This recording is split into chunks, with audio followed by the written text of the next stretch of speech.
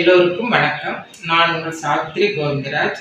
நம்ம பாவைக்குள் சேனல் மூலமா உங்களை எல்லாம் சந்திக்கிறதுல மிக்க மகிழ்ச்சி. நம்ம சேனலுக்கு இது வரைக்கும் சப்போர்ட் பண்ண எல்லாருக்கும் மிக்க நன்றி. இதே மாதிரி நிறைய சப்போர்ட் பண்ணுங்க. புது புது வீடியோஸ் உங்களுக்கு நான் உங்கள் தேவை கேட்டு புது புது வீடியோஸ் எல்லாம் நான் போடுறேன்.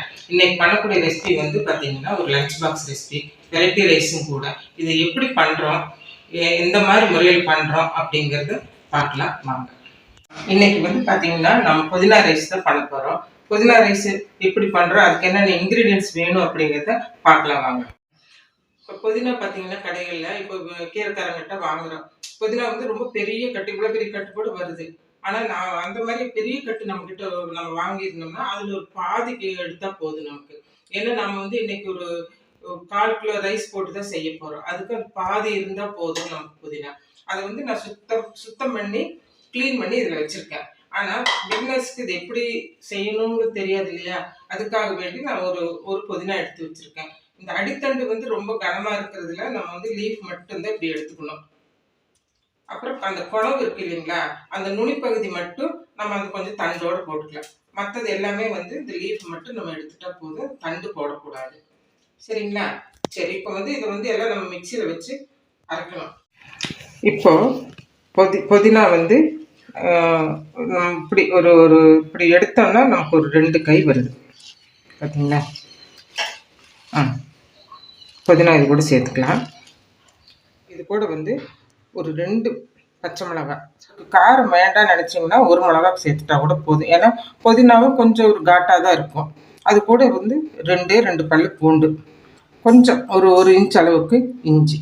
இப்போ இதெல்லாமே வந்து அரைச்சிட்டு வந்துடலாம். இப்போ மிக்சியில் அரைச்சிட்டு வந்தாச்சுங்க.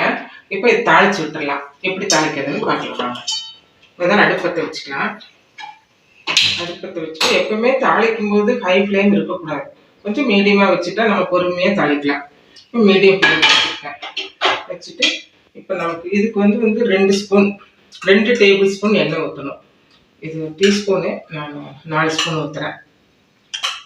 ஊற்றியாச்சு. எண்ணெய் காயட்டும். எண்ணெய் காய்ஞ்சதும் நம்ம தாளிக்கிறதுக்கு ஆரம்பிச்சிக்கலாம். இப்போ எண்ணெய் நல்லா காய்ஞ்சிருச்சு. நம்ம கடுகு சேர்த்துக்கலாம். இது கூட கடுகு ஒரு 1/2 டேபிள் ஸ்பூன்.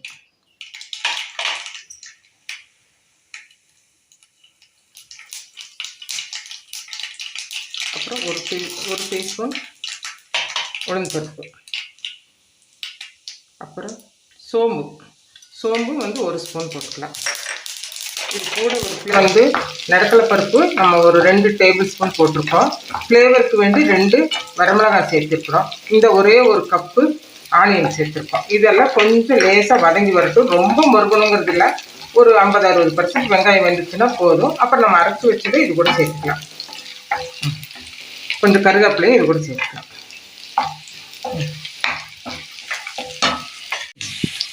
வெங்காயம் நல்லா வதங்கிடுச்சு பாருங்கள்.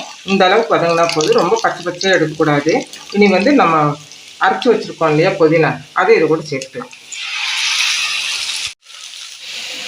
புதினா இது கூட சேர்த்து புதினா வந்து கொஞ்சம் நல்லா அந்த பச்சை வாசம், அது இஞ்சி பூண்டெல்லாம் போட்டிருக்கோம் இல்லையா, அதெல்லாம் கொஞ்சம் அந்த ஸ்மெல்லு போகிறதுக்காக வேண்டி ஒரு நிமிஷம் 2 நிமிஷம் இதை வதக்கி விட்டால் போதும். இது கூட கொஞ்சம் உப்பு கொஞ்சமாக சேர்த்துப்போம். அப்புறம் ரைஸ் சேர்த்துட்டு பத்தலைன்னா நம்ம சேர்த்துக்கலாம். இது ஒரு 2 நிமிஷம் நல்லா வேகட்டும். புதினா சேர்த்து 2 நிமிஷம் ஆயிடுச்சு. அந்த பச்சை வாசம்லாம் போயிடுச்சு. இப்போ இது கூட வந்து நம்ம ரைஸ் சேர்த்துக்கலாம். ரைஸ் வந்து பார்த்தீங்கன்னா நான் வந்து பாஸ்மதி ரைஸ் எடுக்கல, ஏன்னா அது நாங்கள் ஜாஸ்தி சேர்த்துக்க மாட்டோம். நீங்கள் பாஸ்மதி ரைஸ் இருந்தால் முதல்ல வேக வச்சு ஆற வச்சு வச்சுக்கோங்க வடித்து. நான் வந்து வீட்டில் குக் பண்ணுற ரைஸ் தான் எடுத்திருக்கேன். அது வந்து குக் பண்ணி நல்லா ஆற வச்சு ரெடியாக எடுத்து வச்சுருக்கேன். இப்போ இதை வந்து இது கூட போட்டு மிக்ஸ் பண்ணிக்கலாம். 2 நல்லா மிக்ஸ் ஆகிற அளவுக்கு. இப்போ புதினா ரைஸ் நல்லா மிக்ஸ் பண்ணியாச்சு. உப்பு எல்லாம் கரெக்டாக இருக்குது. இதே அளவுகளோடு நீங்கள் செஞ்சு பாருங்கள், ரொம்ப நல்லா வரும். புதினா கொஞ்சம் ஜாஸ்தியாக வேணுங்கிறவங்களும் கொஞ்சம் ஜாஸ்தியாக போட்டுக்கலாம். அதனால் ஒரு இது ஒன்றும் வராது. நீங்கள் உங்களுக்கு தேவைக்கப்போ புதினா போட்டுக்கலாம். நான் அரைக்கட்டு தான் போட்டிருக்கிறேன். 1 டம்ளர் ரைஸ் தான் எடுத்திருக்கேன். அது கரெக்டாக வந்துருச்சு. இப்போ இது கூட வந்து எனக்கு வந்து கொஞ்சம் லெமன் சேர்த்துக்குவேன் எப்போவுமே. அதனால் லெமன் வந்து ஒரு சின்ன பீஸு, ஒரு 1/2 ஸ்பூன் கூட வச்சுக்கலாம். ஒரு 1/2 ஸ்பூன் லெமன் சேர்த்துக்கலாம். சேர்த்துட்டு லேசாக கலக்கி விட்டுட்டு இறக்கும்போது நெய் ஒரு அரை ஸ்பூன் சேர்த்துக்கலாம். நெய் வந்து ரொம்ப நல்லாயிருக்கும் டேஸ்ட். இதுக்கு நெய் ஒரு அரை ஸ்பூன் சேர்த்துக்கலாம். பாருங்கள், நான் ஒரு அரை ஸ்பூன் தான் சேர்த்துறேன். ஒரு 10 செகண்ட் நல்லா ஹை ஃப்ளேமில் வதக்கி விட்டுட்டு நம்ம சாப்பாட்டை எடுத்து வேறு ஒரு பவுலுக்கு மாற்றிக்கலாம். புதினா ரைஸ் ரெடி ஆயிடுச்சுங்க. ரொம்ப நல்லா வந்திருக்குது, டேஸ்ட்டு ரொம்ப நல்லா இருக்குது. இது கூட வந்து நான் பார்த்தீங்கன்னா ஜவ்வரிசி வத்தல் வந்து வறுத்து வச்சுருக்கேன். இது கூட வந்து நீங்கள் அரிசி வத்தல், ஜவ்வரிசி வத்தல் வச்சுக்கலாம், இல்லைன்னா எக்கு ஆம்லெட்டு போட்டு வச்சுக்கலாம். இல்லை அப்படின்னா உங்களுக்கு உருளைக்கிழங்கு போட்டு ஒரு ஃப்ரை கூட பண்ணிக்கலாம். இது வந்து இந்த ஃப்ரை ஐட்டம் வந்து வச்சுட்டிங்கன்னா ரொம்ப நல்லாயிருக்கும். இது கூட ஊறுகாய் வச்சுருக்கேன், ரொம்ப நல்லா வந்திருக்கு. இதை நீங்கள் வீட்டில் செஞ்சு பார்த்துட்டு கமெண்ட் பண்ணுங்கள். உங்களுக்கு பிடிச்சிருந்துச்சு அப்படின்னா, இந்த வீடியோ பிடிச்சதுன்னா உங்கள் நண்பர்களுக்கும் உங்கள் உறவினர்களுக்கும் ஷேர் பண்ணுங்கள். சப்ஸ்கிரைப் பண்ண மறந்துடாதீங்க. நன்றி, வணக்கம்.